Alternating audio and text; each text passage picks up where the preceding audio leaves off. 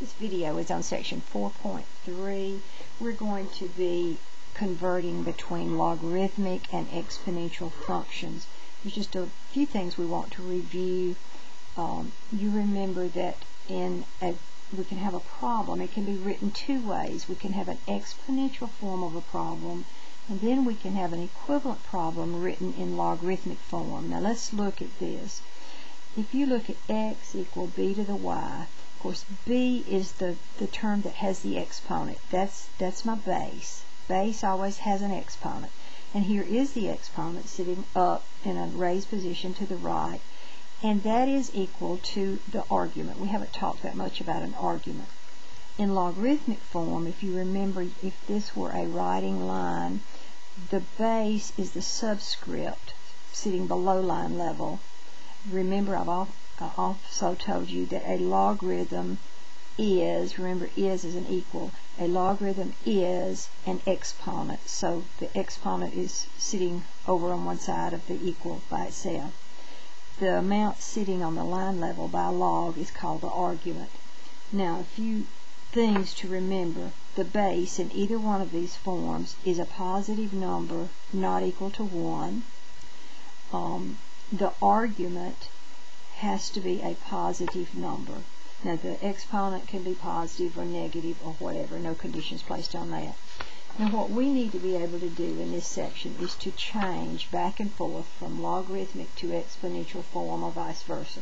There are some problems that will come to you logarithmically, and you will have to change them to exponential to solve them, or maybe even the opposite way. Now, to change from logarithmic form to exponential, if you'll notice this problem, there's no doubt it is logarithmic. You see the log.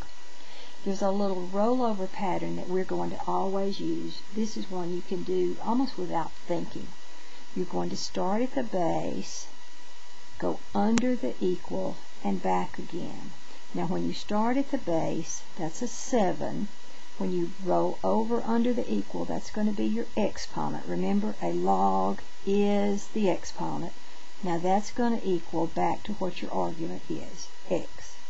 So log base 7x equals 2 is equivalent to 7 squared equals x.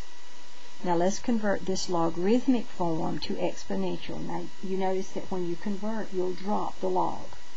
Start at the base, go under the equal for a power. So that'll be 10 raised to the third power equals, come back again, cross the equal, equals x plus 8. Alright, number 3. Now let's be sure we were listening and not just on automatic pilot here. You're going to start at the base and go under the equal. It doesn't matter which way you have to go. So that's 5 to the x equals 125. Number 4. Start at the base and go under the equal. So that's 1/5 to the 0 equals 1. Now I have a little problem with that in that I really haven't written what I said. This 1/5 is raised to the 0, and the way I have it written, only the 1 gets it, so you need to put that in parentheses. Okay, log base 7 of 7 equals 1, start at the base, go under the equal, so that's 7 to the first equals, come back across, 7. Now you're not simplifying, you're not solving, you're just changing from logarithmic to exponential form. We'll have to be able to do this in order to solve equations at a later time. Alright, now we're going to go backwards. This time these problems are exponential. You do not see the word log in them, but I'm going to write them as a logarithm. So what I'm going to have to think a little bit in this. I'm going to have a log, and I need a base, a subscript. Now remember, the base is the one with the exponent, so that's 25. Do you remember that I said a logarithm is an exponent? My exponent is 1/2. Now there's one item that I have not used yet. I've used the 25, I've used the 1/2, I haven't used that x. So that's my argument. Now that goes on the same line as your equal and your log.